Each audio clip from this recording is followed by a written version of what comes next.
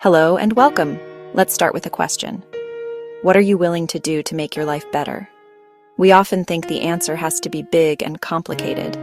We think we need to do a ton of work to solve our 10-ton problems. But what if the first step, the most powerful first step, was to do nothing? Well, not exactly nothing. The first tool in our journey of noticing is surprisingly simple. It's this: just sit. I can hear you thinking, sit? That's it? That doesn't sound like work. But it can be some of the most challenging and rewarding work you'll ever do. In our busy lives, intentionally doing nothing for a few moments is a radical act. This tool isn't about zoning out. It's about creating a small island of stillness in the stormy sea of your day. It's the foundation for everything else we're going to learn. Let's see how this works with our family. Example 1. David gets home from a really stressful day at work. A big project is going wrong, and his mind is racing a mile a minute with all the things he needs to fix. He walks in the door looking like he's carrying the weight of the world.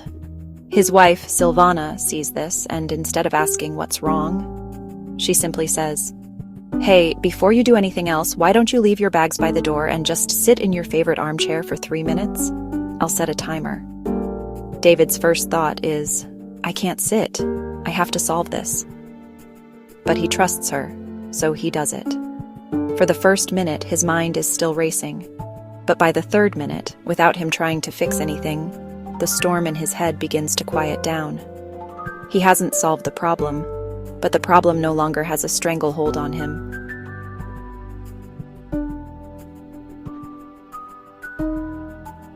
Example 2. Let's check in with Chloe, the teenage daughter. She's completely overwhelmed.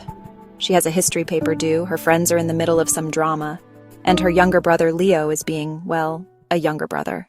She's sitting at the kitchen table, frantically tapping on her laptop, looking like she's about to explode. Silvana comes in, looks at the scene, and puts a calming hand on her shoulder. She says, "Mija, let's try an experiment. Close the laptop. For 5 minutes, we are just going to sit here together and drink a cup of tea. No planning, no talking about problems, just sitting." Chloe gives her mom that classic teenage look, the one that says, "You have got to be kidding me." Trying to get a teenager to sit still without their phone for 5 minutes?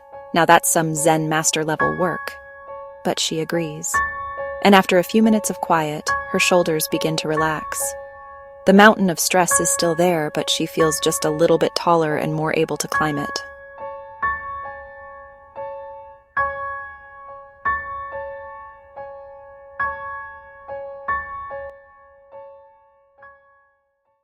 You see, in both cases, nothing was solved.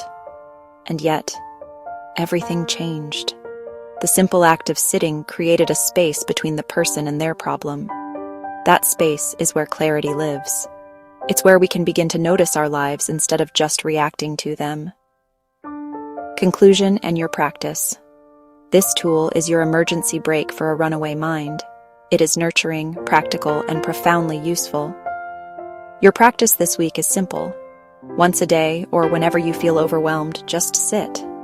Set a timer for 3 to 5 minutes. You don't need a special cushion or a silent room.